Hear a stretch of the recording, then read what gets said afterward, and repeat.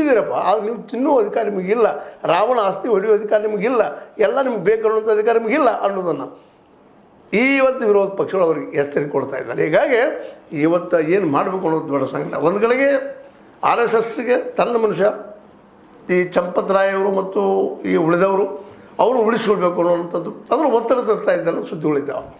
ಮೋದಿ ಅವ್ರ ಮೇಲೆ ಒತ್ತಡ ಹಾಕಿ ಅವ್ರು ಉಳಿಸ್ಕೋಬೇಕು, ಹೆಂಗೆ ಉಳಿಸ್ತಾರೆ ಉಳಿಸ್ತೀವಿ ಒಟ್ಟಿನಲ್ಲೇ, ಯಾಕಂದರೆ ಅದ್ರ ಕೆಟ್ಟ ಹೆಸರು ನಮಗೂ ಬರ್ತದೆ ಅಂತೇಳಿ. ಆದರೆ ಈಗ ಆಲ್ರೆಡಿ ಕೆಟ್ಟ ಹೆಸರನ್ನು ಪ್ರಶ್ನೆ ಇಲ್ಲ, ಈಗ ಹಬ್ಬತಾನೆ ಇದೆ, ಇದರಿಂದೆಲ್ಲ RSS ಇದ್ದಾರಪ್ಪ ಎಲ್ಲ ಅಂತೇಳಿ, ಇದರಿಂದ ಕೆಟ್ಟ ಹೆಸರು ಚಲೋ ಹೆಸರು ಪ್ರಶ್ನೆ. ಆದರೂ ಅವ್ರ ಥರಲ್ಲೇ ಇದು ಕಳಂಕ ಬೇಡ, ಆ ಕಳಂಕ ಬೇಡ ಅಂತ ಆಗಿತ್ತಪ್ಪ ಅಂದ್ರೆ ಮೇಲಿನ ಸಜೆಷನ್ ಬಂದಾಗ ಇಲ್ಲಿ ನಡೆದ ಘಟನೆಗಳು ಅಂತ ಹೇಳಿದಾಗ ಇದು ಕಳೆದ ಎಂದು ಅವ್ರಿಗೆ ಒಪ್ಪಿಸಿದಾರೋ ಅವತ್ತಿನ ಸುದ್ದಿಗಳು ಬರ್ತಾನೆ ಇದ್ದಾವ. ನೋಟೆಣಿಕೆಯಲ್ಲಿ ಮತ್ತೆಲ್ಲೇ ಬಂಗಾರದ ಆಡಿಸುವಲ್ಲೇ ದೇವರಿಗೆ ಏರಿಸಿದಂಥ ಈ ಆಭರಣಗಳನ್ನು, ವಜ್ರಾಡುವೀರಗಳ ಅಥವಾ ಬಂಗಾರದ ಆಭರಣಗಳನ್ನು ಕಳ್ಳತನ ಮಾಡುವಂಥದ್ದು ಮತ್ತು ಮೆಂಡಲ SBI ಇದ್ದವ್ರಿಗೆ ಸಜೆಷನ್ ಕೊಟ್ಟರು ಸಹಿತ ಅದಕ್ಕೆ ಲಕ್ಷ ವಹಿಸಿಲ್ಲ ಮೋದಿಯವರಾಗಿರ್ಬೋದು.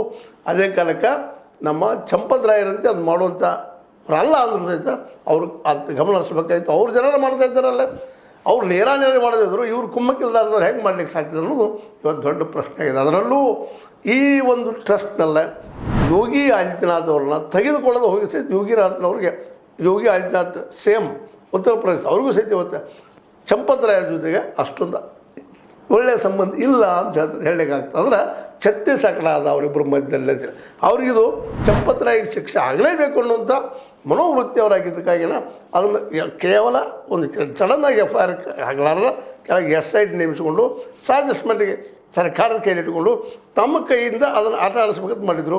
ಆದರೆ ಅದರಲ್ಲಿ ಶಾರ್ ಅವರು ಎಂಟ್ರಿಗೆ ಅದನ್ನು ಅಲ್ಲೇ ನಿಲ್ಲಿಸಿದ್ರು ಅಂತ ಮುಂದಿನ ಮಾತುಗಳು, ಮುಂದಿನ ಡೆವಲಪ್ಮೆಂಟ್ಗಳು.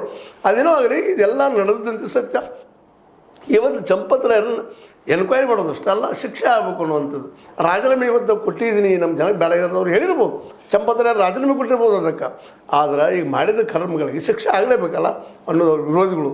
ಅದರಲ್ಲೂ ನಮ್ಮ ಯೋಗಿ ಆದಿತ್ಯನಾಥರಂತೂ ಇವತ್ತು ಚಂಪತ್ ರಾಯರನ್ನು ಜೈಲಿಗೆ ಕಳಿಸಲೇಬೇಕು ಅನ್ನೋದು ಅನ್ನುವಂಥ ನಿರ್ಣಯಕ್ಕೆ ಬಂದಿದ್ದರಿಂದಾಗಿ ಜೊತೆಗೆ ಅವ್ರಿಗೂ